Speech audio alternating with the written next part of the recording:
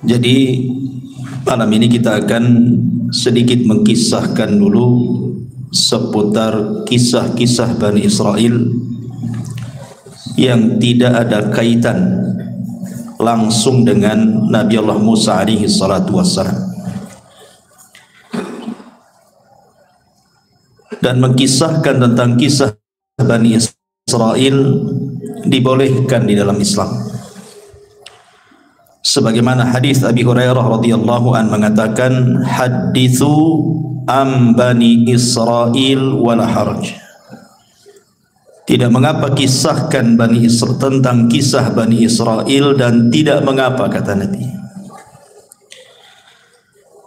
Bahkan dalam sebuah hadis yang lain yang dikeluarkan dari Imam Ahmad dari hadis Abdullah ibn Amr ibn As radhiyallahu an,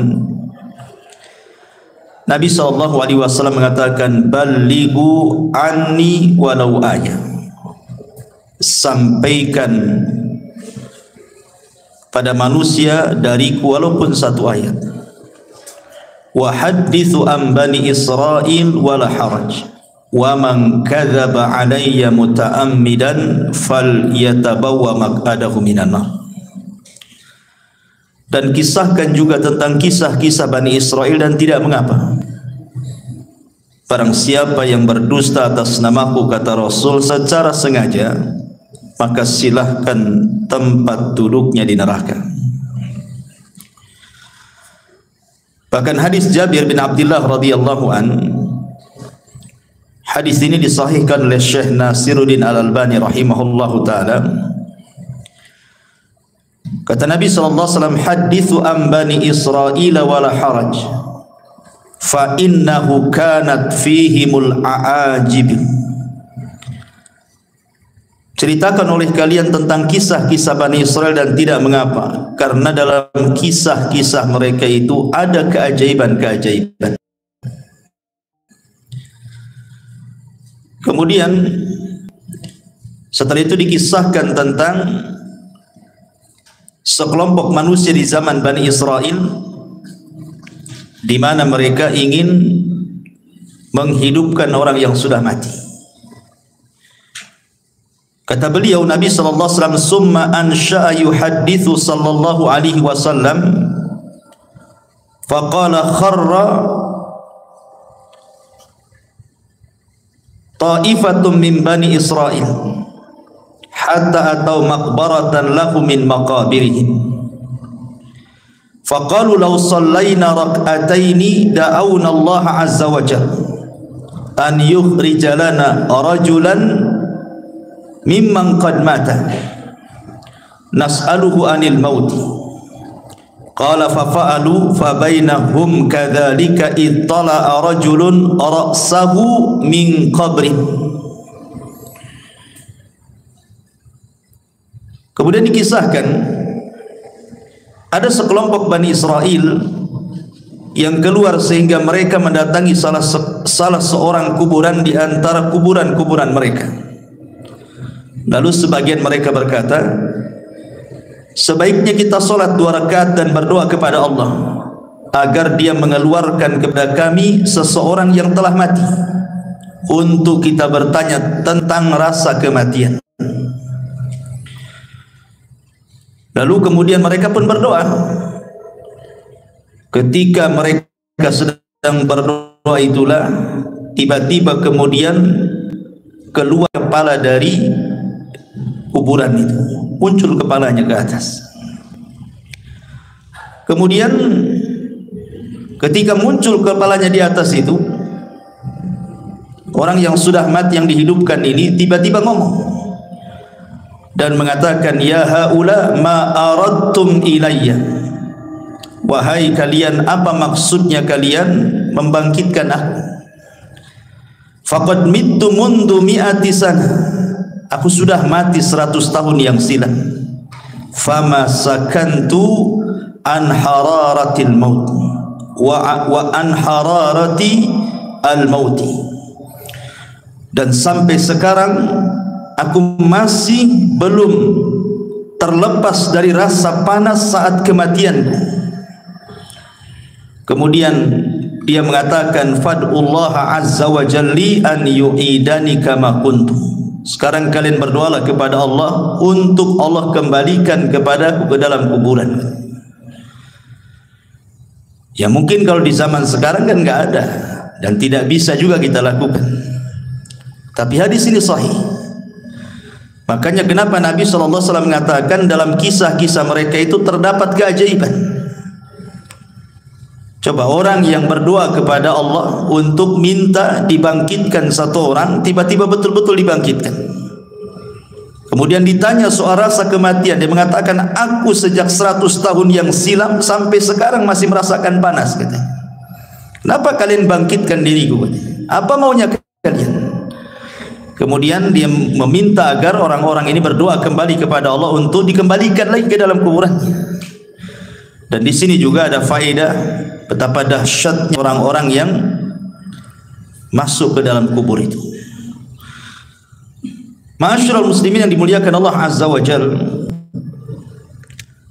Tetapi walaupun demikian Nabi SAW membolehkan untuk menceritakan kisah-kisah Bani Israel, bukan berarti kemudian semua kisah Bani Israel diceritakan, tidak. Karena ada yang sahih, ada yang tidak sahih, ada yang benar, ada yang tidak benar. Kalau sesuai dengan dalil kita ceritakan, kalau tidak sesuai jangan ceritakan. Makanya Nabi SAW mengatakan, jangan kalian tanya tentang ahli kitab tentang sesuatu, karena mereka tidak menunjukkan sedikit pun petunjuk kepada kalian. Boleh jadi akhirnya kalian mendustakan yang benar atau membenarkan yang dusta. Dari sini kita tahu bahwa kalaupun harus mengkisahkan kisah mereka, maka kisah-kisah yang sesuai dengan dalil saja. Karena betapa banyak kisah-kisah Israiliyat itu yang enggak jelas, maudhu, palsu gitu ya. Nah, kita akan berusaha mengkisahkan kisah-kisah yang sesuai dengan dalil-dalil yang sahih.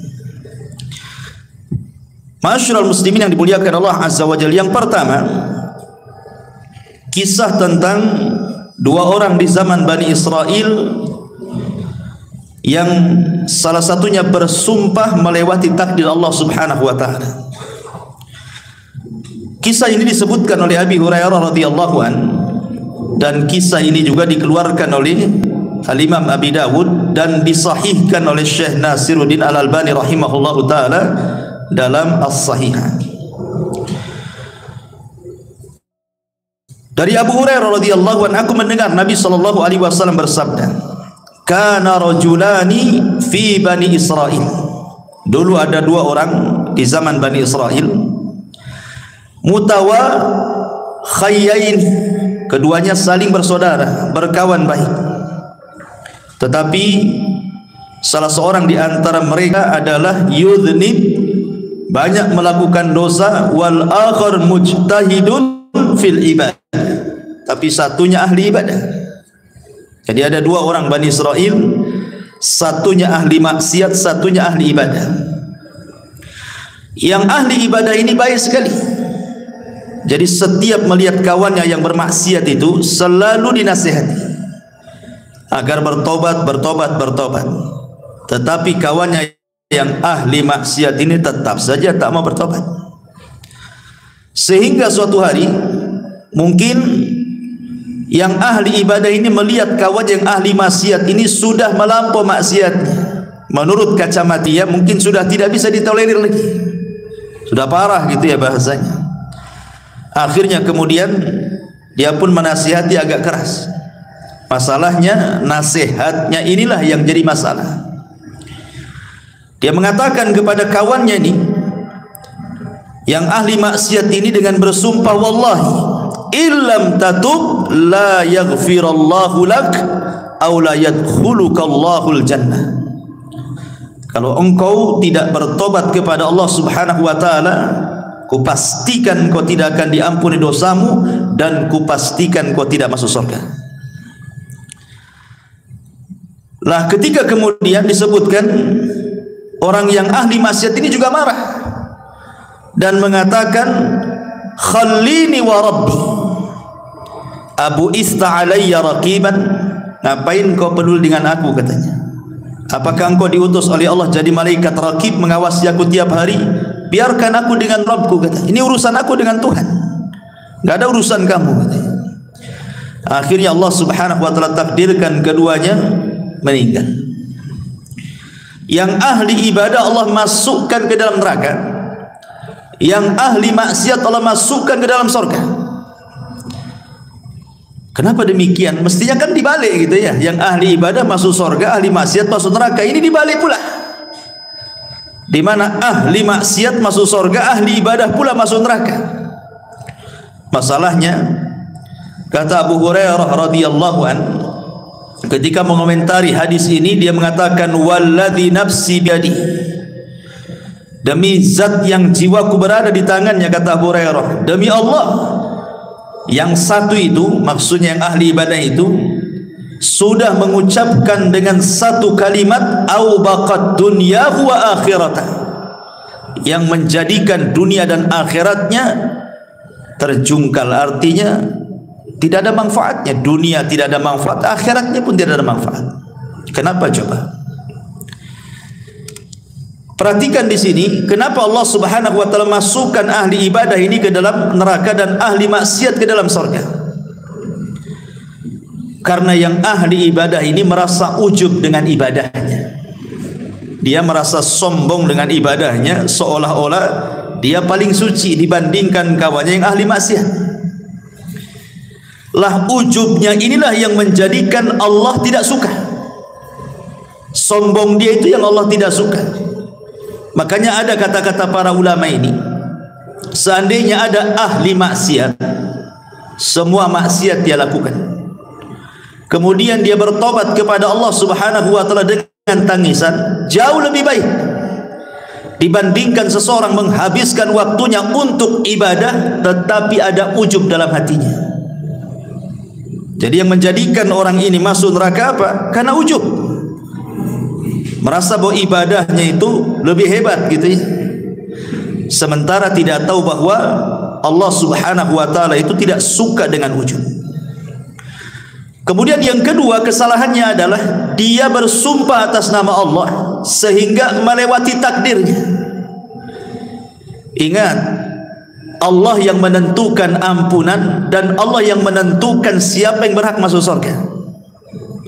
Tetapi orang ini sudah menentukan, kalau engkau tidak bertobat, katanya, maka Allah tidak akan mengampuni dosamu dan kupastikan kau tidak masuk surga.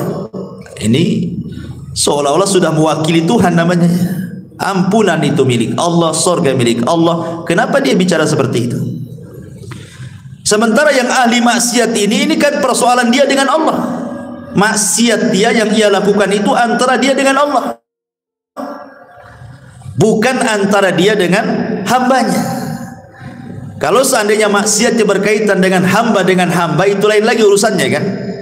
Karena walaupun dia sudah bertobat, kalau orang yang kita zalimi belum memaafkan, Allah masih gantung tobat kita itu. Kalau dia tidak dimaafkan di dunia, maka ada kisos kelak pada hari kiamat. Tapi kan orang ini melakukan dosa antara dia dengan Allah. Rupanya Allah berkehendak mengampuni orang ini dan Allah masukkan ke dalam surga. Makanya ma'asyiral muslimin yang dimuliakan Allah Azza wa Jalla, di sini banyak faedah, di antaranya tidak boleh seseorang itu sombong dan juga ujub. Yang kedua, tidak boleh merendahkan orang lain, merasa kita lebih hebat, lebih suci dan begitu seterusnya. Makanya di antara adab memberikan nasihat itu, tidak boleh seseorang merasa dirinya lebih suci dibandingkan orang yang kita nasihati. Kemudian yang ketiga, bahwa persoalan ampunan dan surga itu adalah hak mutlak milik Allah. Sehingga mintalah ampunan kepada Allah dan mintalah surga kepada Allah Subhanahu wa taala. Dan di sini juga ada faedah yang sangat baik. Artinya apa? Menjaga lisan. Karena yang ahli ibadah ini masuk neraka itu bukan karena membunuh, bukan karena minum khamar, bukan karena berjudi, bukan karena berzina, karena lisan. Ngomong sama kawannya kan, niatnya kan baik gitu. Niatnya baik supaya kawannya tobat, tapi ucapannya salah. Sehingga Nabi SAW mengatakan, wa innal abda la yatakallamu bil kalimati la yulki laha balan min sakhatillah yahwi sahibuha fi nari jahannam. Terkadang ada seorang hamba mengucapkan satu kalimat tanpa sadar loh. Ini kan orang ini ngomong tanpa sadar karena emosi, sehingga mengeluarkan kata-kata kan. Tetapi tetap saja sadar ataupun tidak, orang ini karena sudah mengucapkan satu kalimat yang membuat Allah murka, cukup Allah masukkan dia ke neraka. Subhanallah, bagaimana kalau ucapannya itu dirangkai sebelumnya? Memang sudah dirangkai dari rumah untuk ngomong gitu ya. Lebih parah lagi, orang ini tidak sadar karena saking marahnya dia ngomong begitu. Maka ini juga ada faedah tentang jaga lisan dan juga beradablah kepada Allah Subhanahu wa taala. Jangan melintasi takdir yang sudah Allah takdirkan kepada setiap manusia. Ini kisah yang pertama. Kisah yang kedua dari kisah-kisah Bani Israel, dari Muhammad ibn Sirin, dari Abi Hurairah radhiyallahu anhu, Nabi sallallahu alaihi wasallam bersabda. Ini bercerita tentang seseorang yang masuk surga karena memberi minum seekor anjing. Nabi mengatakan, bainama rajulun yamshi fashtadda alaihi al-atas. Ada seseorang berjalan di padang pasir, kemudian dia kehausan. Kemudian panazala bi'ran, nampaklah ada sumur di situ. Dia pun turun ke dalam sumur itu, fasyariba minha, kemudian dia berhasil minum dari air sumur itu. Thumma kharaja, kemudian dia naik. Setelah naik, fa idza huwa bikalbin yalhath ya'kulu athara minal atshi. Tiba-tiba dia melihat seekor anjing yang melelehkan lidahnya saking kehausannya. Dia sampai kemudian memakan tanah yang ada di bawah, mencari air maksudnya. Kemudian ketika dia melihat hal itu, maka dia pun mencabut sepatunya. Thumma nazala 'alal bi'ri, kemudian dia pun masuk lagi ke sumur tadi, kemudian mengambilnya. Fasaqal kalba fasyakarallaha, kemudian dia memberi minum anjing tersebut. Setelah dia melihat anjing itu merasa puas gitu ya, dia bersyukur kepada Allah, dia bisa selamat dan anjing itu bisa selamat ya. Kemudian apa yang terjadi? Faghafara lahu, maka Allah ampuni dosa-dosanya. Kemudian mereka mengatakan, ya Rasulullah, wa inna lana fil bahaim ajran. Apakah, kata Nabi, para sahabat mengatakan, wahai Rasul, apakah kami akan mendapatkan pahala ketika kita berusaha untuk menyayangi binatang? Maka Nabi SAW mengatakan, fi kulli kabidi radbatin ajrun.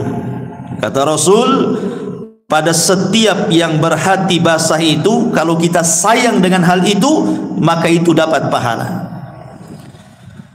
Artinya di sini ada faedah besar bahwa seseorang itu dalam Islam dituntut untuk menyayangi binatang.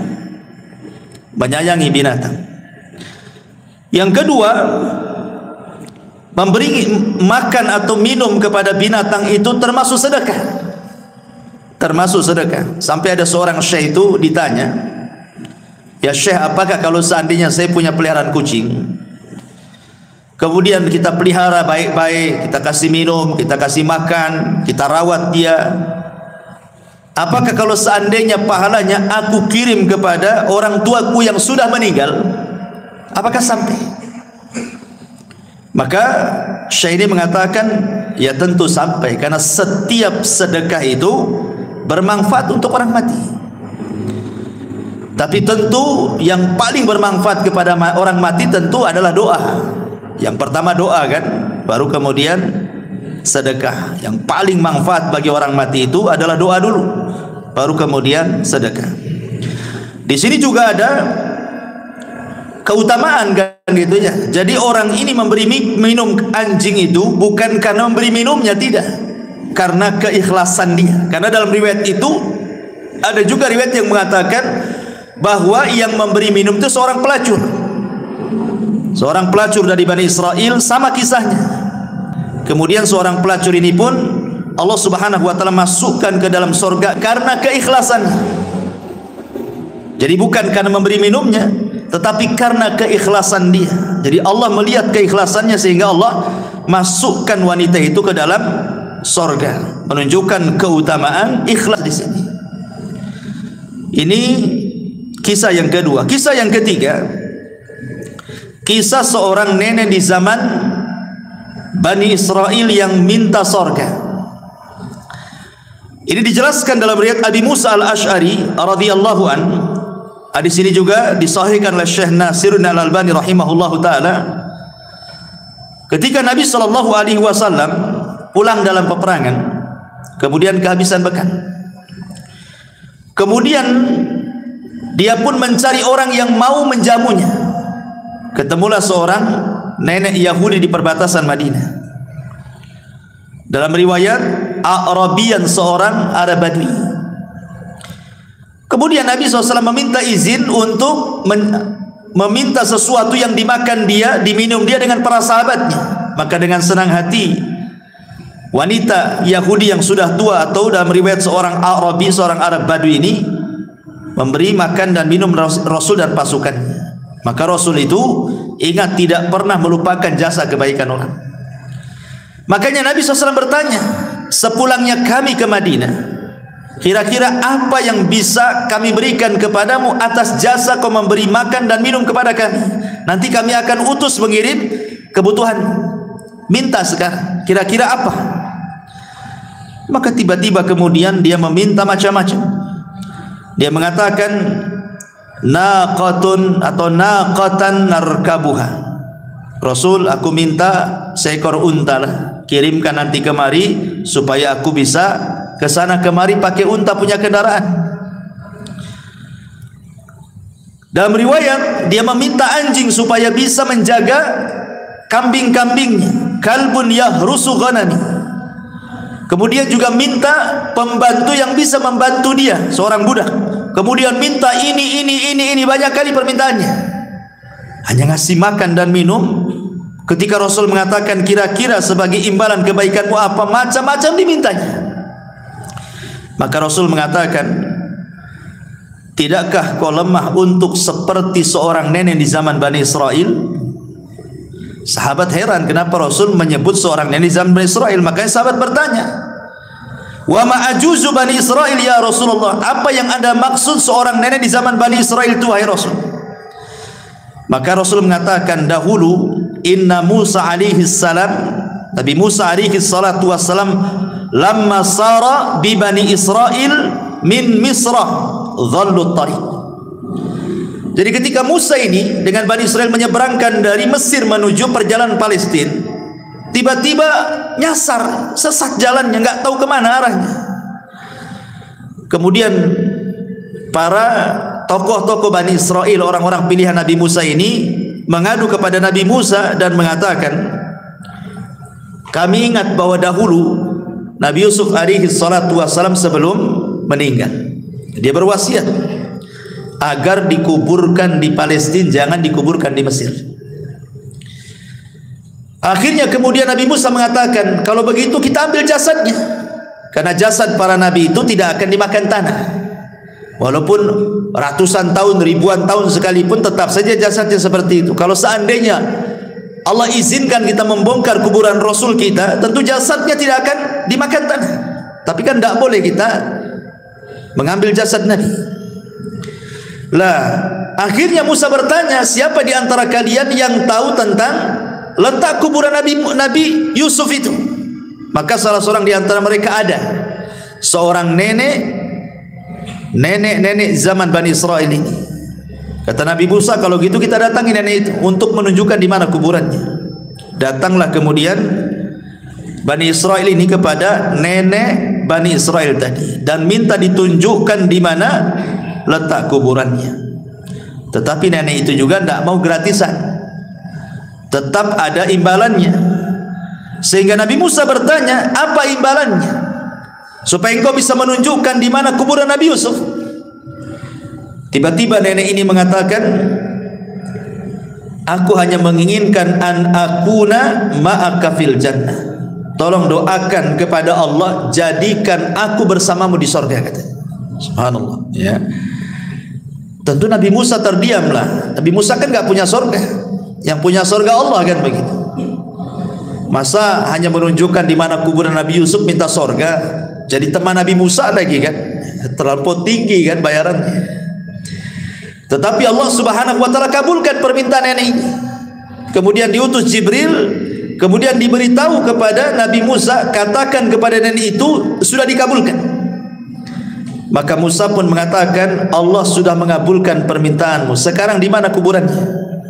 Kemudian ditunjukkan dan diambilnya jasad Nabi Yusuf. Kemudian mereka pun tidak lagi tersesat jalan, dan Nabi Yusuf dikuburkan di mana? Di Palestina.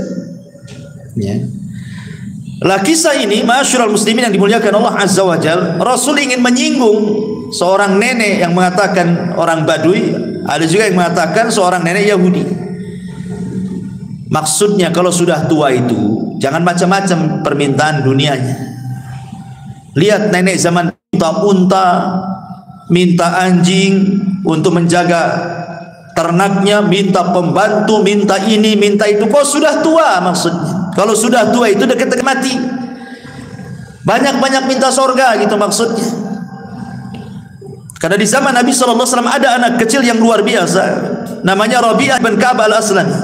Rabi'ah ibn Ka'ab al-Aslami, anak remaja, belum dewasa, masih remaja, suka membantu Nabi SAW. Jadi kalau malam dia suka menginap di rumah Nabi untuk menyediakan keperluan Nabi kalau bangun sepertiga malam atau pertengahan malam, entah menyiapkan tempat wudunya, menyiapkan airnya. Jadi Nabi SAW melihat anak remaja ini masih kecil, kok semangat kali membantu dirinya. Maka Rasulullah SAW mengatakan kepada anak muda ini, mintalah sesuatu hai anakku, aku akan berusaha memberinya. Mintalah sesuatu untukku. Kalau anak-anak kecil zaman sekarang antum katakan minta apa nak, pasti jawabannya lato-lato. Minta apa? Lato-lato, kan itu. Anak-anak kecil kan itu. Minta mainan ini, mainan itu, kan itu. Tapi lihat anak kecil di zaman Nabi, dia mengatakan ketika Rasul mengatakan salini, minta sesuatu kepadaku. Kata anak ini mengatakan as'aluka murafaqataka fil jannah. Tidak wahai Rasul, aku hanya ingin menjadi temanmu di surga. Anak kecil gitu ngomong begitu, coba. Aku hanya ingin menjadi temanmu di surga, katanya. Nabi SAW gak yakin awa ghaira dzalik, yang lain. Namanya anak-anak kan suka mainan gitu ya. Yang lain gak ada, katanya. Itu saja, katanya. Maka tetap anak ini mengatakan tidak wahai Rasul, hanya itu saja, katanya. Aku ingin menjadi temanmu di surga, katanya. Maka Nabi SAW mengatakan fa inni ala nafsika bi kathrati sujud. Kalau begitu bantulah supaya keinginanmu tercapai. Nah, kau banyak-banyak sujud, banyak-banyak solat. Sejak itulah Rabi'ah al-Aslami, Rabi'ah ibn Ka'ab al-Aslami, dia memperbanyak solat. Maksudnya solat sunnah, ya, solat wajib sudah jelas, sampai dia wafat. Ya, itu anak kecil nih. Bahkan seorang wanita namanya Ummu Amarah. Ummu Amarah ini seorang wanita yang terlibat di salah satu peperangan bersama Nabi SAW. Ada yang mengatakan di perang Uhud. Perang Uhud itu kan perang kekalahan kaum muslimin. Bahkan Rasul masuk perangkap orang-orang musyrik, kan. Hampir mati Rasul di perang ini. Bagaimana tidak coba? Penutup kepalanya kan kena pecah gitu ya, karena diterjang oleh musuhnya dengan pedang sampai pecah tuh helm kepalanya. Sampai serpihannya menancap di pipi Nabi.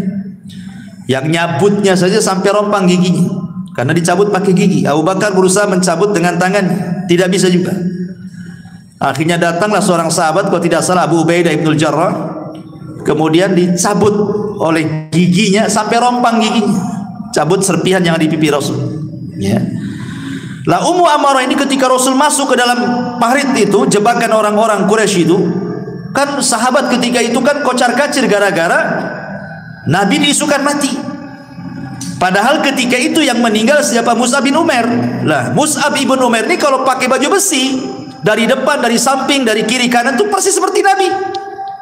Jadi ketika Mus'ab bin Umair mati, disangka Nabi yang mati gitu. Tersebar isu bahwa Nabi meninggal itu di perang Uhud itu.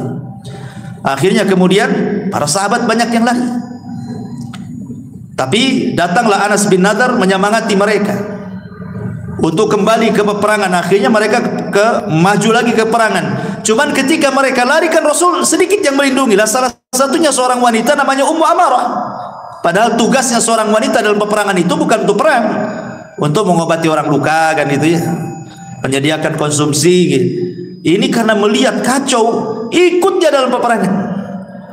Ketika dia betul-betul menghalangi panah-panah orang itu untuk sampai kepada Nabi SAW, jadi badannya dijadikan tameng, jadi panah-panah itu menancap sama dia gitu. Kemudian kata Nabi SAW karena melihat semangatnya Ummu Amarah, kata Rasul, salini ya Ummu Amarah, mintalah sesuatu wahai Ummu Amarah sekarang. Kata Ummu Amarah, as'aluka ma'aka fil jannah, aku hanya minta kepadamu tolong sertakan aku di sorga bersamamu. Akhirnya kata Rasulullah, kalian akan bersamaku di sorga. Nah, gitu kan? Orang dulu ya, dari anak kecil minta sorga, perempuan minta sorga. Ini pula orang yang sudah mau mati, kata Rasulullah, kenapa kau tidak minta seperti orang tua di zaman Bani Israel minta sorga, minta dunia pula gitu. Nah, jadi di sini juga pelajaran besar bagi kita bahwa kalau usia itu sudah menginjak tua, nah, perbanyaklah dekat-dekat masjid, banyak zikir, dekat-dekat dengan Allah kan. Walaupun tua bukan tanda-tanda mati kan, tapi umumnya orang tua dekat ajalnya. Kenapa? Karena umurnya sudah dibatasi. Dalam hadis Rasul, umatku ini umurnya berkisar 60 sampai 70. Lewat dari situ sedikit. Hati-hati nih kalau sudah 60 tahun ke atas. Ya, harus banyak-banyak dekat dengan Allah Subhanahu wa taala. Ini diantara kisah Bani Israel juga. Kemudian kisah yang lain, kisah seseorang yang luar biasa bertawakal kepada Allah Subhanahu wa taala, kisah tentang amanah. Dari Abi Hurairah radhiyallahu an, dia menceritakan dari Nabi sallallahu alaihi wasallam, annahu dzakara rajulan min Bani Israil sa'ala ba'dha Bani Israil an yuslifahu alfa dinar, bahwa ada seorang Bani Israel yang meminjamkan pinjaman kepada Bani Israel yang lainnya, seorang laki-laki di Bani Israel yang lainnya, sebanyak 1000 dinar. 1000 dinar banyak, ikhwan. 1 dinar itu kalau mau diemaskan 4 gram lebih, kalau dirham separuhnya. Kalau 1000 nah berapa tuh? Banyak kan gitu, ratusan juta kan itu. Lah ketika kemudian sudah berhadapan nih orang yang mau pinjam utang nih kepada orang yang punya uang ini, masalahnya ketika itu tidak ada saksi. Gimana ini tidak ada saksi? Kalau kita kan, kalau antum pinjam uang sama saya, kalau di atas 50 juta kan tentu harus ada saksi gitu ya, kalau perlu bawa notaris gitu ya kalau kita ya. Kecuali kalau pinjamnya 500 sejuta yang enggak ya. Kalau udah banyak kan notaris lah kan gitu, nanti kabur pula. Kadang-kadang hanya pakai kwitansi saja, itu pun ada materainya. Itu lemah kali lah gitu ya. Nanti dituntut nih loh buktinya. Semua orang bisa nulis kalau kwitansi saja. Kadang materai saja lemah gitu ya. Kadang kalau sudah banyak pasti notaris kalau kita ini. Jadi Bani Israel ini meminjam, katanya siapa saksinya? Siapa kira-kira saksinya? Aku akan beri uangku 1000 dinar, tapi siapa saksinya? Ya. Akhirnya dia mengatakan, kafa billahi kafila, saksinya Allah.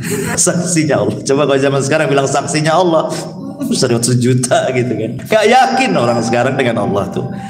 Orang dulu saksinya Allah. Nah, kalau sudah menyebut Allah yakin tuh. Dikasihlah 1000 dinar itu.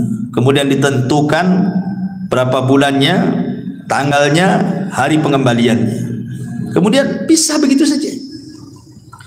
Tetapi karena dua-duanya amanah, yang punya uang amanah, yang pinjam uang pun amanah. Ya. Kalau sekarang dua-duanya nggak amanah. Yang minjemin ya nggak amanah, belum waktunya sibuk mau diminta lagi lah. Kita kan janjinya 3 bulan, masa baru seminggu sudah diminta lagi, kan itu. Yang lebih parah yang minjamnya lebih tidak amanah. Malah kemudian sudah waktunya bayar tak mau bayar. Banyak kali dustanya. Kemudian tambah lagi marah-marah. Terakhir diblokir nomornya. Nah, itu kan masalah ya. Lah pada waktu yang sudah ditentukan mau bayar, ikhwan, rumah orang yang punya uang ini dengan rumah orang yang pinjam ini harus melewati sungai. Jadi ada perahu yang mengantarkan ke seberang gitu. Jadi hari itu pagi-pagi buta lah ini, orang ini berangkat dari rumahnya ingin bayar uang. Karena jauhnya jaraknya, akhirnya sampailah sore hari. Sementara kapal yang mengantarkan dari ujung ke ujung sungai itu sudah nggak ada lagi. Ya, mungkin kalau sekarang kan ada last ferry jam berapa gitu ya, udah ketinggalan kapal, udah nggak ada. Karena dia takut kepada Allah Subhanahu wa taala, sudah janji ini harus dibayar, takut kepada Allah Azza wa Jalla, dia bingung.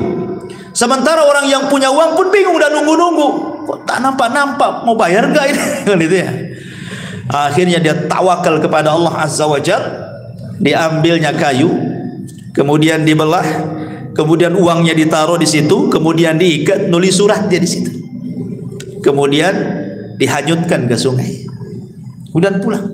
Dan dia mengatakan Bismillahi tawakkaltu ala Allah, hanya menyebut namamu ya Rabb, aku bertawakal kepada Allah, sampaikan uang ini kepada orang itu, aku sudah berjanji hari ini harus sampai. Pulang dia ya. Sementara yang nunggu-nunggu di seberang sana bingung nih, kok nggak datang-datang, sudah mau maghrib pun tak datang-datang. Dipikirnya daripada kemudian pulang tak nenteng-nenteng, mendingan cari kayu bakar kan itu. Dapatlah 2-3 kayu bakar, bisalah kan zaman dulu nggak ada kompor gas gitu. Akhirnya kemudian nampaklah ada kayu cantik bagus gitu. Bagus juga nih kayu untuk kayu bakar. Akhirnya berusaha dia mengambil yang sedang hanyut itu, dibawa pulang. Ya. Sampai di rumah, dia lepas ikatannya, dia mau belah gitu ya. Rupanya ada uang 1000 dinar. Kemudian ada surat bahwa ini surat pelunasan dia. Subhanallah, ikhwan. Makanya saya katakan di awal tadi, kisah-kisah Bani Israel ini aneh-aneh. Kalau antum lakukan kayak gini, ikhwan, nggak sampai ke orangnya. Coba aja. Anyutkan aja kayu itu. Apa nggak untung yang ngambil yang mandi itu kan itu ya. Nah dari sini ma'asyiral muslimin yang dimuliakan Allah Azza wa Jalla, ketika akhirnya ini pun bingung nih, karena kan zaman itu belum ada handphone. Kalau ada handphone kan bisa lah WA gitu, sampai tak gitu kan. Nah, tak sampai ya, atau sampai kan nggak ada WA. Jadi suatu hari ketemu. Ini orang yang ngutangi dengan orang yang berhutang ini. Kemudian dia mengatakan kepada orang ini, sesungguhnya waktu aku hendak mengirim uang itu kapal sudah tidak ada, tetapi aku berusaha meletakkan di kayu, mudah-mudahan sampai kepadamu. Kemudian dia mengatakan, fa innallaha qad adda anka alladhi ba'da. Tenang, Allah sudah hantarkan kayu yang kau simpan uang itu kepadaku, katanya. Subhanallah. Dari sini kata para ulama, bagaimana ada beberapa faedah. Yang pertama tentang pentingnya seorang itu membayar hutang, sudah jelas ya. Kemudian yang kedua di sini ada fadlut tawakul, keutamaan tawakal yang kuat. Pasti orang bertawakal itu akan menyampaikan kepada tujuannya. Orang kalau menghendaki sesuatu kemudian menambatkan kepada Allah keinginannya, pasti Allah Subhanahu wa taala tidak akan menyia-nyiakan orang yang mengatakan ya Rabb, wahai Rabb, aku ingin begini. Tawakalnya kuat ya. Kemudian juga di sini juga ada tentang karamah para wali, isbat karamah al-auliya. Bagaimana di sini wali-wali Allah yang betul-betul beriman dan bertakwa Allah tolong. Ya ini kan keajaiban gitu kan, mengantar uang pakai kayu bakar gitu ya. Kemudian juga dibolehkan seseorang di sini untuk hutang piutang. Dan ingat, hutang piutang dalam Islam ini murni persoalan sosial. tidak boleh mengambil keuntungan dalam hutang piutang. Ingat ya, hutang piutang ini persoalan sosial, murni soal persoalan sosial, sehingga tidak boleh mengambil keuntungan. Kalau ada hutang piutang mengambil keuntungan, berarti Anda sedang bertransaksi riba. Seperti dulu kan rentenir, pinjam 100 bayar 110, ya kan? Pinjam 1000 bayar 1100. Itu rentenir. Atau di bank-bank ribawiyah kan ma'ruf. Utang-utang mesti harus ada bunganya. Semua riba, tidak boleh. Ataupun utang piutang seolah-olah digambarkan bisnis. Yang banyak terjadi di masyarakat kan, pamannya saya sudah punya usaha, sudah jalan, cuman pengen dikembangkan, tidak ada modal lagi. Datanglah anak ke antum, ada nggak antum uang 50 juta per bulan, saya kasih antum 2 juta, mau nggak? Saya sudah ada usaha, anak pinjam saja, kalau kapan-kapan antum mau ngambil, antum bisa ambil. Akhirnya antum kasih ke saya 50 juta, tiap bulan anak kasih 2 juta, 2 juta, 2 juta. Sudah 1 tahun antum butuh duit. Tat, saya butuh duit lah, bisa nggak dibalikin duitnya? Yang kapan? Yang dulu yang 50 juta saya kembalikan 50 juta. Maka yang tiap bulan 2 juta, 2 juta itu riba tuh antum makan. Ya. Itu bukan bisnis namanya, itu utang piutang namanya. Kalau bisnis itu tidak bisa dibuat nominal secara angka, harus dibuat nominal secara persen. Nih keuntungan bulan ini berapa? Akadnya kamu berapa persen, saya berapa persen? Oke lah 60, 40, 70, 30 kan gitu ya. Nggak boleh diangkakan tiap bulan kamu 2 juta. Kenapa? Sebab kalau untung banyak, yang rugi yang punya modal. Kalau untung sedikit, yang rugi yang memainkan modal. Masa dalam bisnis ada untung rugi gitu kan? Harus sama-sama. Senang bagi 2 gitu ya, susah juga ditanggung bersama. Nah, itu yang terjadi di masyarakat. Nah, yang seperti ini riba tidak boleh, karena ada kaidah mengatakan kullu qardin jarran naf'an fahuwa riba. Setiap barang jaminan yang kemudian terdampak ada manfaat, maka manfaatnya riba. Kan seolah-olah begini, saya taruh 50 juta tapi jaminannya kamu ngasih 2 juta per bulan, seolah seperti itu jadinya. Nah, maka ini riba, tidak boleh ya. Jadi kalau seandainya kita ini naruh modal 50 juta, 100 juta kemudian rugi, ya kan kesepakatan namanya rugi. Gimana lagi? Kecuali kalau seandainya teledor, umpamanya nih bisnisnya herbal, tanpa sepengetahuan pemodal ganti pula bisnis sepeda motor. Nah, itu lain lagi itu keteledoran orang yang memainkan modal namanya. Ya berhak kita mengambil uangnya. Akan kita kan jual herbal, kenapa jadi jual motor second antum? Akhirnya rugi kan gitu. Balik duitnya, itu tidak masalah. Ya, jadi kalau itu kesalahan yang memainkan modal namanya. Tapi intinya dalam kisah ini ikhwan, bahwa pentingnya seseorang itu perhatian dengan utang piutang ini. Jangan enak ketika berutang, tak enak pula ketika membayar. Itu kebanyakan ya. Time ini juga kisah di zaman Bani Israel. Kemudian juga yang lain kisah di zaman Bani Israel adalah kisah orang yang membanggakan nasab. Hadis ini dikeluarkan Imam Ahmad dalam musnadnya dari sahabat Ubay ibn Ka'ab radhiyallahu anhu. Intasaba rajulani ala ahdi Rasulillah sallallahu alaihi wasallam. Jadi ada 2 orang di zaman Rasul. Di zaman Rasul 2 orang itu berbangga dengan nasab. Dan ingat orang-orang jahiliyah dulu itu memang paling suka berbangga dengan nasab. Makanya ada ayatnya. Apa ayatnya? Alhaqumut takatsur hatta zurtumul maqabir. Maqabir. Apa artinya alhaqumut takatsur hatta zurtumul maqabir? Jadi orang-orang jahiliyah itu saking berbangga dengan nasab sampai menghitung kuburan. Nih kabilahku jumlahnya 1000 orang. Berapa kabilahmu? Oh, kabilahku banyak, 1500 orang. Kemudian mereka datang ke kuburan. Ayo kita hitung kuburan-kuburan loh. Nih, lihat kuburan, sampai hitung kuburan orang itu. Nih kuburan, ini kuburan ini, dihitung tuh kuburan tuh. Nanti banyak-banyakkan kuburan tuh. Terutama kuburan-kuburan orang-orang yang nenek moyangnya berhasil. Oh ini yang ini dulunya mantan menteri nih. Ini mantan jenderal nih. Begitu berbangga dengan kuburan orang jahiliyah itu. Jadi zaman Rasul Satu orang berbangga dengan nasab dan mengatakan, kamu tahu siapa saya? Kata, saya anak fulan ibn fulan ibn fulan ibn fulan ibn, sampai 9 kakeknya disebut.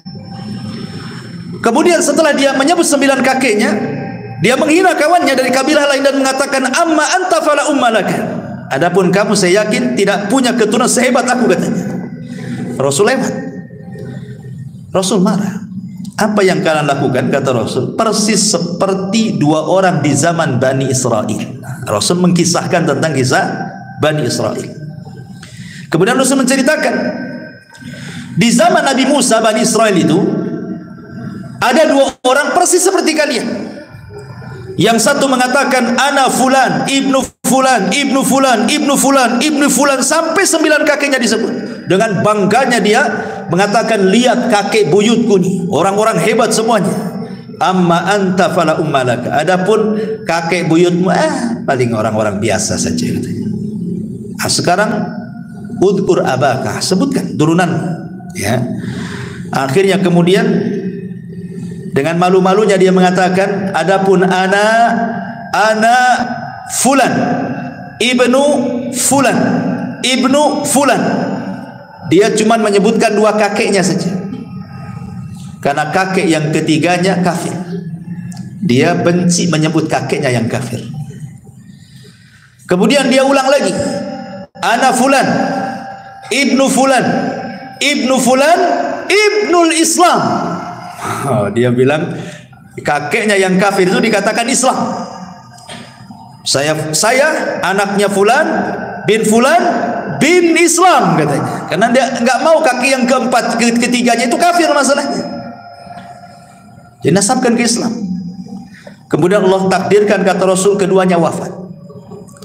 Yang berbangga dengan kakek-kakeknya, buyutnya, walaupun kafir, walaupun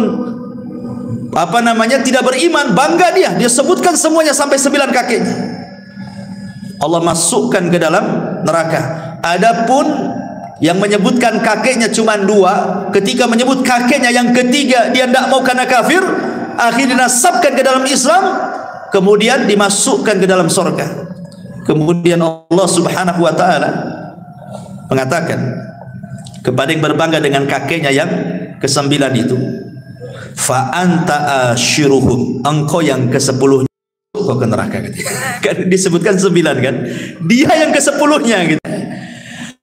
Adapun engkau, katanya, masuklah ke dalam surga, fa anta thalithuhuma, engkau yang ketiganya, masuk ke surga, katanya. Gitu kan, bayangkan, orang ini masuk neraka ya bukan karena mencuri, bukan karena minum khamr, karena nyebutkan saya putra ini putra ini putra ini masuk neraka. Ngeri kan, menyebutkan nasab ini. Dan ini yang paling banyak terutama di daerah-daerah itu yang masih membanggakan kesukuan biasanya, ya kan, yang ada marga-marga, ada ini itu, kadang-kadang dia bisa merendahkan marga lain dan meninggikan marga dia kan. Atau mungkin daerah yang masih kental dengan kesultanan kan, merasa dia darahnya biru, antum ini darah merah, apalagi itu tuh darah hitam katanya. Ini kan masalah ya kawan kan. Nah, ini masalah. Jadi jangan sampai membanggakan keturunan karena tidak ada manfaatnya. Fala ansaba yauma idin, terputus nasab pada hari kiamat. Nggak ada nasab-nasab. Makanya Rasul mengatakan, man batta'a bihi amaluhu lam yusri bihi nasabuhu. Kata Rasul, kalau lambat amalnya, percuma nasabnya.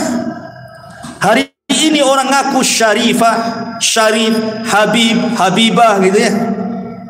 Percuma saja ngaku habib keturunan Nabi. Kalau kelakuannya kayak bajingan, buat apa kan itu? Percuma, karena yang dilihat itu bukan nasabnya, tapi amalannya. Lalu apa berbangga dengan nasab kan itu? Terkadang ada orang berbangga dengan nasab sedikit, saya keturunan Nabi, keturunan Nabi, keturunan Nabi kan itu ya. Ya, kita perlu berbangga juga. Nabi masih ada keturunan, kita muliakan mereka. Tetapi kalau buat kesombongan, buat apa coba? Maka nasab itu tidak ada gunanya di akhirat. Yang menjadikan orang masuk surga itu adalah amalan. Baik. Kemudian juga kisah yang lain, masih kisah di zaman Bani Israel, adalah kisah 3 orang yang diberikan penyakit kemudian diuji dengan nikmat. Masyhur kisahnya ya. Karena terdapat dalam kitab Riyadhus Shalihin hadis dari Abu Hurairah radhiyallahu anhu, di mana hadis ini juga terdapat dalam Sahih Bukhari Muslim, sudah jelas sahihnya ya. Jadi di zaman Bani Israel, singkat saja saya cerita, saya tidak akan baca nasnya kepanjangan. Di zaman Bani Israel itu ada 3 orang yang Allah Subhanahu wa taala berikan penyakit. Yang pertama abras, yang kedua aqra, yang ketiga a'ma. Abras, aqra, a'ma. Ya. Maksudnya abras itu seseorang yang punya penyakit sopak ya. Sopak itu apa ya? Semacam penyakit kulitnya, rusak kulitnya ya. Baras. Kemudian yang kedua, Allah Subhanahu wa taala berikan penyakit aqra, penuh dengan penyakit di rambutnya sehingga tidak satu helai pun rambut itu tumbuh dan banyak boroknya. Ingat di zaman dulu kan, zaman baheula lah ya, yang sudah tua-tua ini biasanya dulu kan rambut ini sudah kayak mahkota. Zaman dulu kan rambut tuh mahkota, makanya zaman dulu itu yang nampak di di pesak belakang celana itu bukan dompet, sisir. Ya kan, zaman dulu kan sisir di sini tuh. Nampak gagang sisirnya. Kalau zaman dulu kan dikit-dikit nyisir itu. Karena zaman dulu rambut itu luar biasa. Sampai kalau perempuan itu bisa dijual tuh potongannya itu. Belum ada wig zaman sekarang kan. Zaman dulu tuh bisa dijual tuh potongan rambut, apalagi yang bagus mahal. Nanti dibuat gelung gitu kan. Itu zaman baheula kan. Apalagi di zaman Bani Israil, tambah lagi zaman kita aja baheula itu rambut tuh kayak mahkota di kepala gitu. Malu kalau rambut jelek itu zaman dulu. Apalagi zaman dulu kan banyak kutu ya kan. Nggak tahu sekarang kutu ini pada kemana, hilang semua. Jadi akhirnya kemudian yang ketiga orang buta. Lah Allah Subhanahu wa taala mengirim malaikat dalam bentuk manusia, datanglah kepada orang yang punya penyakit sopak, baros, yang penuh dengan borok di badannya itu. Kemudian dia mengatakan, tamanna ya abdi, kalau bercita-cita Allah Subhanahu wa taala memberikan sesuatu, kira-kira apa cita-cita? Maka yang punya penyakit kulit mengatakan, kalau Allah kabulkan cita-citaku, aku hanya ingin satu, supaya Allah membersihkan semua penyakit di badanku dan Allah memberikan kulit yang indah kepadaku. Akhirnya orang ini mengusap, malaikat yang menjelma orang ini diusap, sembuh seketika. Senanglah orang ini. Kemudian sebelum pulang, malaikat ini sebelum menghilang dia mengatakan, kira-kira hewan apa yang kau sukai? Dia mengatakan al-ibilu, unta. Akhirnya dikasihlah unta bunting. Kemudian malaikat ini berpindah ke orang kedua, sama pertanyaannya. Orang yang botak banyak penyakitnya itu, maka orang ini mengatakan, kalau Allah berkehendak aku hanya ingin ditumbuhkan rambutku dan rambutku menjadi rambut yang paling indah sehingga manusia tidak membenciku lagi gitu. Diusap rambutnya, masya Allah, langsung tumbuh, hilang penyakitnya, tumbuh rambut indah dan tidak ada rambut seindah orang ini. Kemudian yang ketiga orang buta juga sama, disembuhkan. Lah orang yang punya penyakit di rambut ini kemudian ditanya, binatang apa yang kau sukai? Dia mengatakan sapi.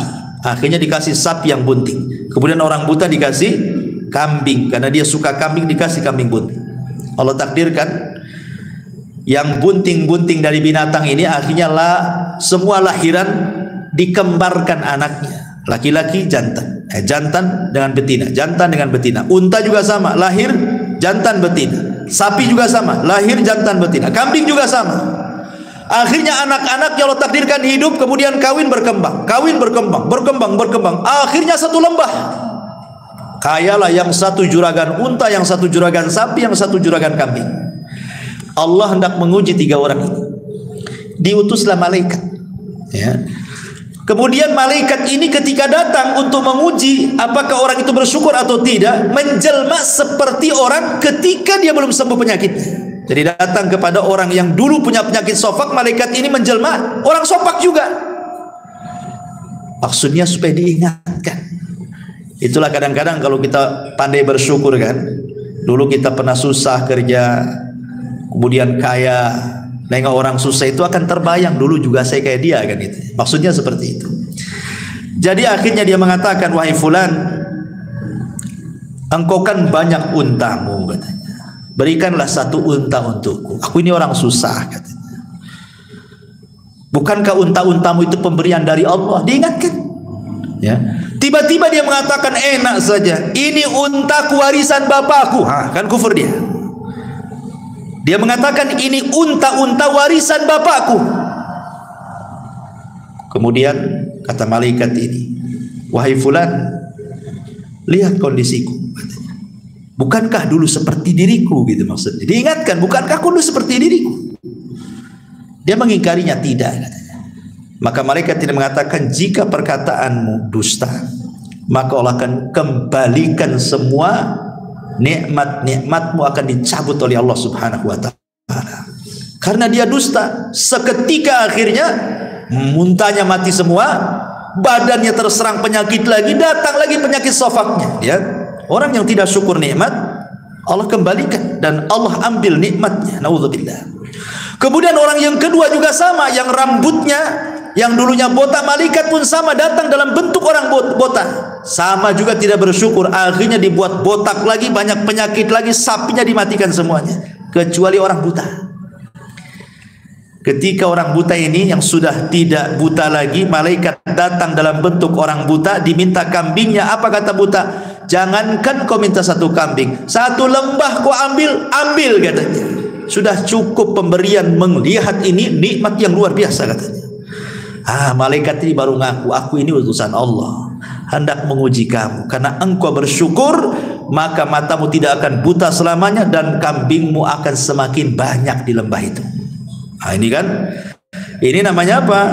Tentang pentingnya orang syukur nikmat. Ini juga diantara kisah-kisah Bani Israil. Dan di sini juga ada keimanan bahwa malaikat bisa tasyakul. Malaikat itu bisa tasyakul. Tapi malaikat tidak bisa dilihat manusia. Kalau aslinya nggak ada manusia yang sanggup melihat kecuali Nabi, kan itu ya, atau orang-orang yang diizinkan Allah Subhanahu wa ta'ala, atau kecuali hewan. Kalau hewan mungkin bisa melihat malaikat, seperti ayam bisa melihat malaikat. Makanya Rasul mengatakan apabila mendengar kokokan ayam di mana, gitu ya. Untung yang punya ayam tuh kan, malam-malam dibukokok nih. Nah, jangan-jangan ada yang nyuri ayam saya ini. Gitu ya. Minta nikmat atau ayamnya hilang, katanya. Subhanallah. Baik.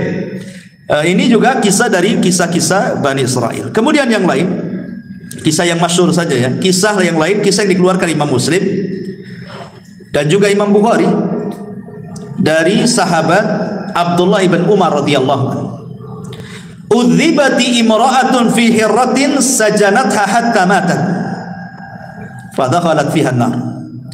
Fala hiya at'amatha wala saqatha id habisatha wala hiya tarakatha ta'kulu min khashashil ardi.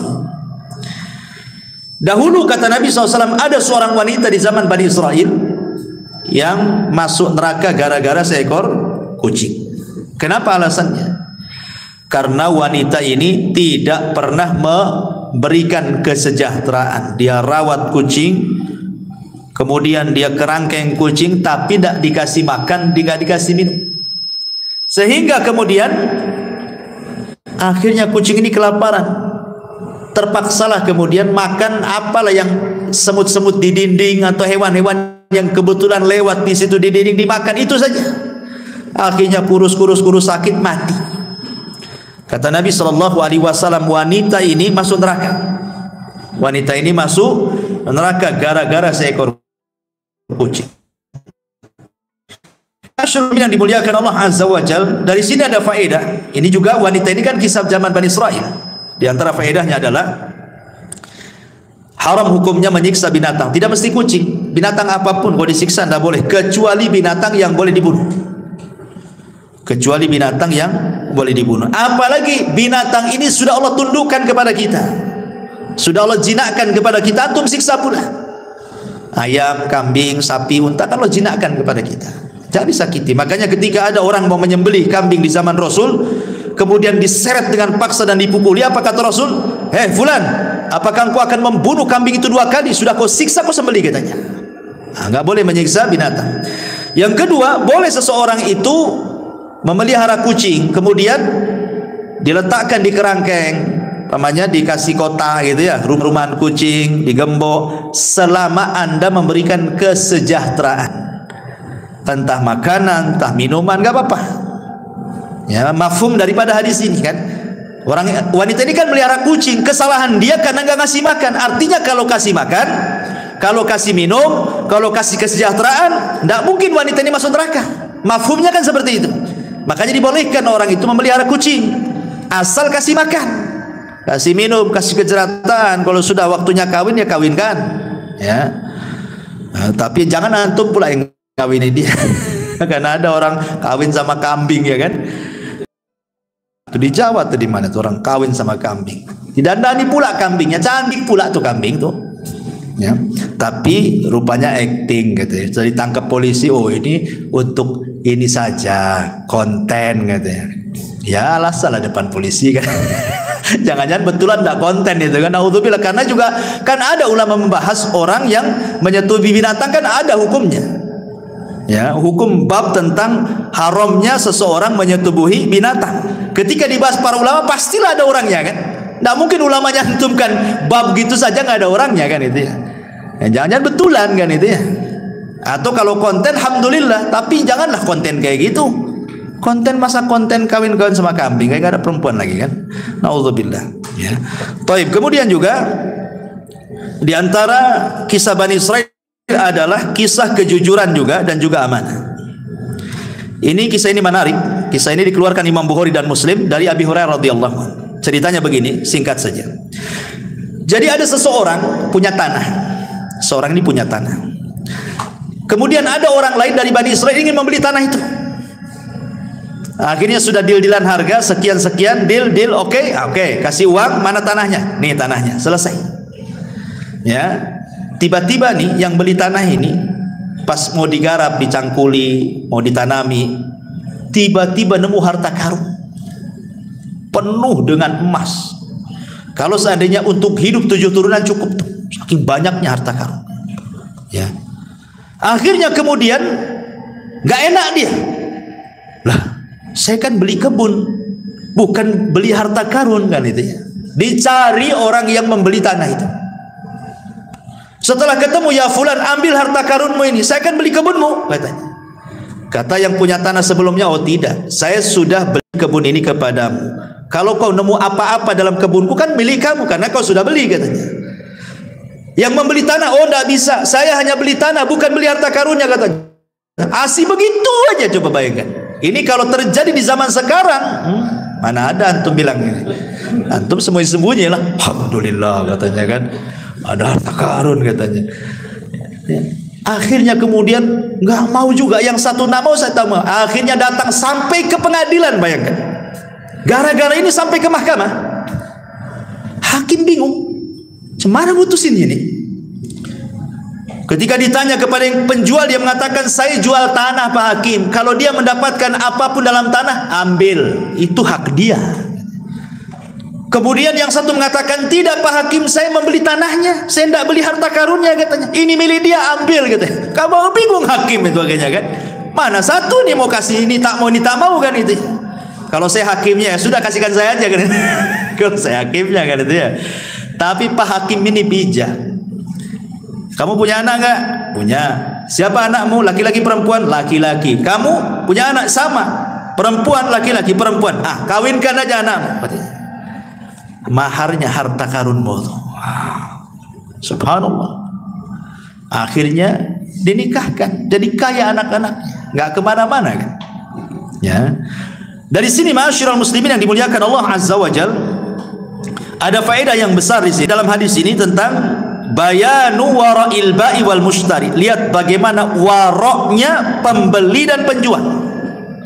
Penting waro dalam jual beli itu. Kenapa? Jangan sampai kita memasukkan hal yang syubhat dalam perut kita. Ingat Ibrahim bin Adham, dia beli segantang kurma di Mekah, 1 kilo lah bahasa, 1 gantang. Kemudian nampaklah 1 butir kurma di bawah gantang, dikiranya itu kurma yang jatuh dari gantang itu. Dia ambil, dia makan. Dia berhusnudzon itu mungkin boleh jadi di takaran itu yang sudah ditakar jatuh. Ya. Kemudian dia pergi ke Palestina karena ingin i'tikaf di Masjidil Aqsa. Berhari-hari dia ibadah nggak pernah khusyuk, nggak pernah khusyuk. Sholat nggak khusyuk, baca Quran nggak khusyuk. Akhirnya dia berpikir, itulah ulama dulu kalau memakan sesuatu yang haram itu pengaruh kepada ibadahnya kan. Apa yang dilakukan saya ini? Kenapa ndak ibadah kok agak khusyuk-khusyuk? Diingat-ingat maksiat apa, perasaan tak ada maksiat saya kan. Rupanya teringat dengan satu butir kurma.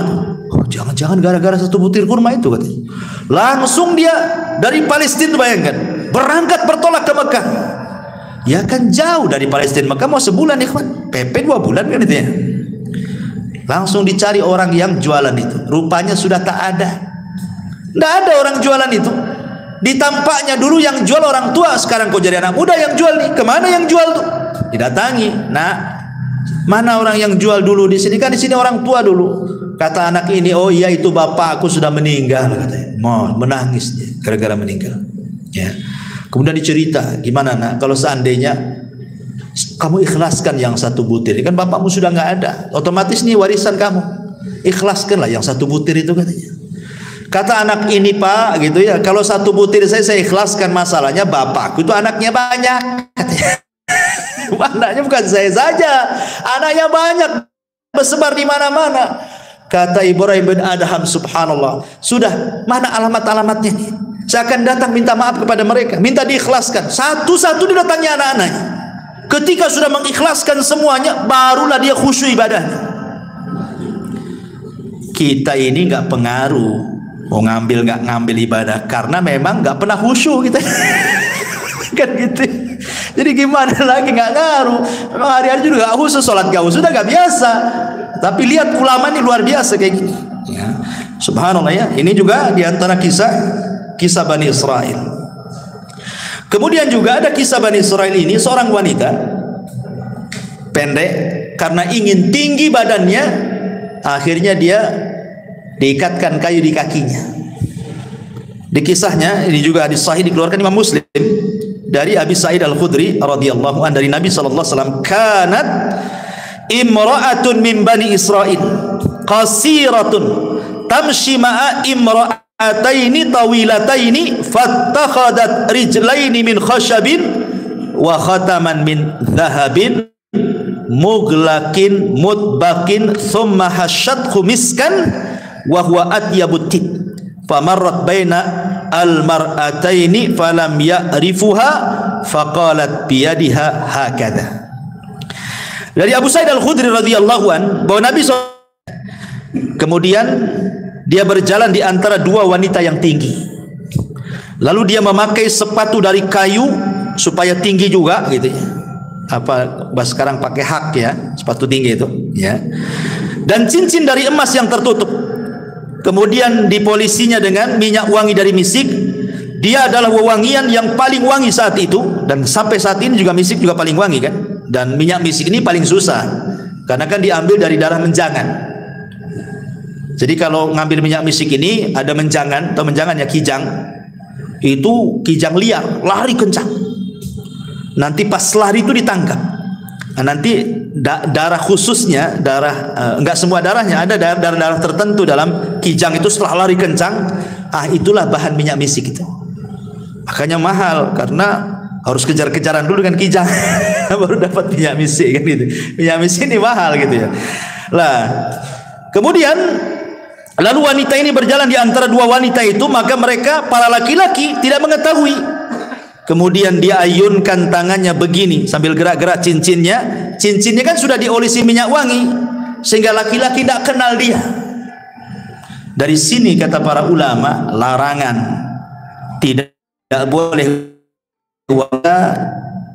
memakai kaki palsu supaya nampak tinggi badan. Larangan tidak boleh. Ya kan sekarang banyak kan sepatu ditinggi-tinggiin biar nampak tinggi gitu ya. Tidak boleh, haram. Ya. Dan di sini juga ada larangan tidak boleh seorang wanita berhias untuk di luar kepada suaminya. Berhias di luar tidak boleh. Menunjukkan bahwa berhias di luar suaminya bagi seorang wanita ini tradisinya siapa? Bani Israel, tradisi Yahudi itu. Atau yang meninggi-ninggikan badannya dengan sepatu yang tinggi supaya nampak tinggi, ini juga tradisi orang-orang Yahudi. Betul kata Rasulullah, tattabi'anna sanana man kana qablakum shibran bi shibrin wa dhira'an bi dhira'in hatta law dakhulu juhra dabin la dakhaltum. Kalian sedikit demi sedikit akan mengikuti tata cara umat sebelum kalian sejengkal demi sejengkal, sehasta demi sehasta. Kalaupun mereka masuk ke lubang biawak padang pasir, ingat, biawak padang pasir ini kalau dia punya buat lubang di padang pasir itu berkelok-kelok, nggak lurus, susah, ya. Tapi walaupun demikian kalian ikut di belakangnya. Dan ingat ya, dhob padang pasir dengan dhob Batam beda. Biawak padang pasir dengan biawak Batam beda. Kalau biawak padang pasir itu warnanya putih, kalau biawak Batam warnanya hitam. Kalau biawak padang pasir makan sayur, kalau biawak Batam makan ular atau makan ngeri, makan semua kanibal kan. Ya, jadi nggak bisa disamakan. Oh, Rasul melihat Khalid bin Walid makan biawak gitu ya. Kemudian kata Khalid makan Rasul, kata Rasul tidak. Di negeriku nggak ada. Di sini ada sunnah takrir namanya. Rasul tidak mengharamkan dan tidak memakan. Artinya boleh makan biawak. Tapi biawak seperti apa yang bisa dimakan? Biawak di padang pasir yang nggak kanibal. Sebab kalau biawak padang pasir nih disatukan dengan biawak Batam satu kandang, dimakan tuh biawak padang pasir tuh. Ya. Nah, jadi tidak semua biawak. Kalau biawak kita haram lah. Dia kan termasuk hewan yang muftarish. Ya, hewan yang nerkam dengan kukunya ya kan. Itu tidak boleh. Ya, kalau biawak padang pasir kan udah yang dimakan dia rumput, sayur, dia enggak kanibal. Beda hukumnya, ya. Intinya bahwa di sini tidak boleh larangan seorang wanita meninggi-ninggi badan dengan kayu dan sepatu dan begitu seterusnya. Baik, kemudian juga kisah yang selanjutnya ya, yang sahih dikeluarkan Imam Muslim tentang kisah hujan yang hanya menyirami satu petak tanah saja. Dijelaskan dari Abu Hurairah radhiyallahu an, Rasul bersabda, "Bainama rajulun fi falatin minal ardi fasami'a sautan fi sahabin iski hadiqata fulan." Adalah seorang Bani Israel berjalan di pemantang sawah. Tiba-tiba nengok ada awan hitam sedang berjalan. Di balik awan itu ada yang bicara, "Hujani kebunnya si Anu." Ini anak muda heran, kenapa ada suara? Tengok kiri kanan tak ada, tengok depan belakang tak ada. Rupanya ketika tengok ke atas, rupanya suara dari atas. Terus berbicara, "Hujani kebun si fulan, hujani kebun si fulan bin fulan." Terus penasaranlah anak muda ini, diikuti awan itu. Setelah jauh dari pematang sawah itu, rupanya awan hanya berhenti di satu petak tanah itu saja. Kemudian hujan di situ. Anehnya, sebelah kiri, sebelah kanan, depan belakang tidak terkena cipratan air hujan itu. Hanya satu petak itu saja. Kok bisa? Di Batam saja kalau hujan lokal ya enggak gitu kali lah kan gitu. Berapalah satu petak tanah kan itu ya? Ya kalau hujan lokal satu tiban kan itu, Batam Center tidak. Ini satu petak dihujani. Akhirnya kemudian penasaran lah anak muda, ditunggu siapalah pemilik kebun ini. Lama keluar pula pemiliknya. Kemudian di stop. "Kamu yang memiliki ladang ini?" "Ya." "Siapa namamu?" "Fulan ibnu Fulan." Kaget anak muda ini. Kenapa? Ini nama-nama yang disebut di awan tadi. Sehingga dia penasaran. "Maaf Pak, Bapak ini kalau panen, ya kan? Apa yang dilakukan dengan panenan itu?" Maka bapak ini mengatakan, "Aku sih kalau panen aku buat 3," katanya. "Sepertiga untukku dan keluargaku untuk dimakan, sepertiga aku kembalikan ke ladangku, sepertiga aku sedekahkan," katanya. "Kenapa kau tanya itu?" katanya. Baru cerita tadi. Tadi ada awan aku ikuti, rupanya hanya hujan di sepetak tanah bapak ini. Lihat. Bagaimana di sini Allah Subhanahu wa taala akan menambah harta yang disedekahkan, syahidnya. "Ma naqasa min mali sadaqah." Tidak akan berkurang harta yang disedekahkan, bahkan bertambah dan bertambah, ya. Kemudian juga di antara kisah yang lain adalah kisah seseorang yang seorang raja yang meninggalkan kerajaannya untuk beribadah kepada Allah Subhanahu wa taala. Kisah ini terdapat di dalam Al-Bazzar, At-Tabrani dalam Al-Awsat, dan juga Al-Kabir, dan menurut Imam Al-Haythami sanadnya hasan, dan juga diletakkan dalam As-Sahihah dan disahihkan oleh Syekh Nasiruddin Al-Albani rahimahullahu taala. Ya. Diceritakan oleh Abdurrahman ibn Abdullah ibn Mas'ud dari bapaknya dari Nabi sallallahu alaihi wasallam. Jadi sesungguhnya Bani Israel telah mengangkat, saya artikan saja. Sesungguhnya Bani Israel telah mengangkat salah seorang khalifah, maksudnya raja untuk mereka. Maka sang khalifah itu berdiri salat di bawah sinar bulan di atas Baitul Maqdis. Lalu ia mengingat beberapa hal yang telah diperbuatnya. Maka ia berpegang dengan sebuah tali. Pada pagi harinya tali itu masih tergantung di masjid itu. Namun ia telah pergi. Lalu raja ini pergi sampai tiba di sebuah kaum yang tinggal di tepian laut. Lalu dia mendapati mereka sedang membuat batu bata. Maka ia bertanya kepada mereka, bagaimana kamu membuat batu bata ini? Lalu mereka memberitahunya. Maka ia membuat batu bata bersama mereka. Dia makan dari hasil tangannya, sehingga ketika tiba waktu sholat, ia bersuci, salat. Lalu ada seseorang pekerja yang melaporkan hal itu kepada pemimpin negeri itu. Dan dia berkata, di tengah-tengah kami ada seseorang yang berbuat ini dan itu. Maka pemimpin itu mengirimkan orang untuk menemuinya agar ia datang kepadanya. Namun ia enggan untuk datang, ya, karena dia raja kan itu. Maka pemimpin itu datang sendiri mewakili teman-temannya, rakyatnya, sehingga kemudian berjumpalah antara pemimpin dan pemimpin ini kan itu. Kan ini kan nyamar, raja nyamar ya. Ini pemimpin ini juga pemimpin daerah situ kan berjumpa. Lalu kemudian setelah berjumpa dia berkata, tunggulah aku ingin berbicara padamu satu kalimat saja. Maka orang itu berdiri sehingga berbicara dengan pemimpin itu dan memberitahukan kepadanya bahwa ia adalah seorang raja dan bahwa ia pergi karena takut terhadap dosa. Pemimpin negeri itu berkata, sesungguhnya aku akan menyusul berbuat seperti itu bersamamu. Maka keduanya beribadah kepada Allah dan kemudian meminta kepada Allah agar diwafatkan berdua sehingga keduanya wafat.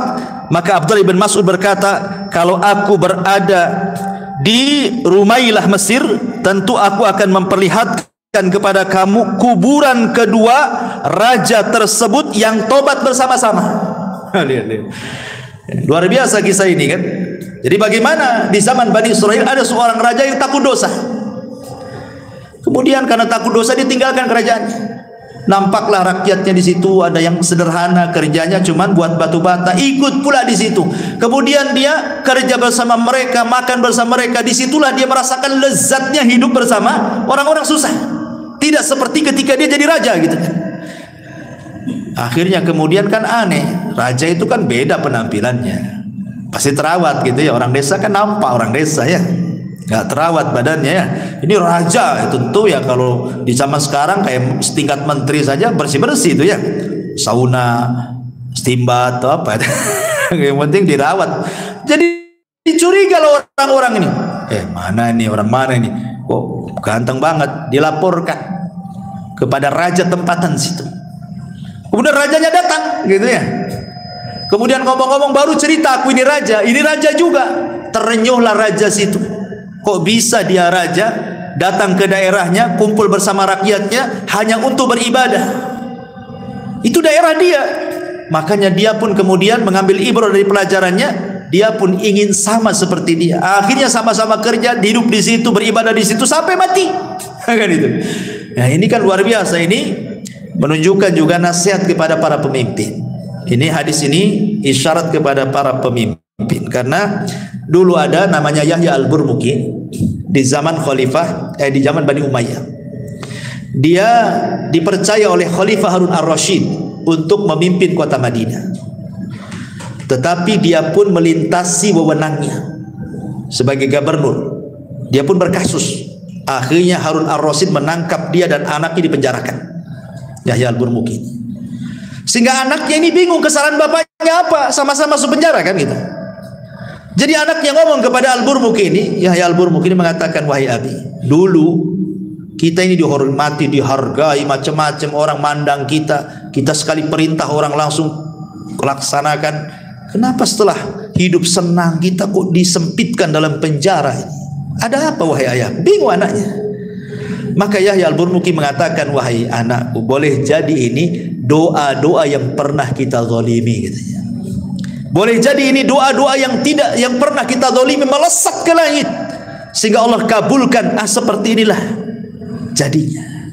Betul kata Nabi SAW, doa yang orang yang dizalim itu kan melesat sampai ke atas awan. Ketika doa itu sampai kepada Allah, apa kata Allah? Wa bi izzati la ansurannaka walau ba'dahin. Dengan kemuliaanku, kata Allah, aku akan tolong kamu tepat pada waktunya, katanya. Kata Imam Ibnul Qayyim, walaupun doa itu disambut oleh orang kafir sekalipun, maka Allah akan di samping orang kafir itu. Bukan karena kekafirannya, tapi Allah tidak suka dengan kezaliman. Kata Imam Ibnul Qayyim, ya, catatannya bagus, ya.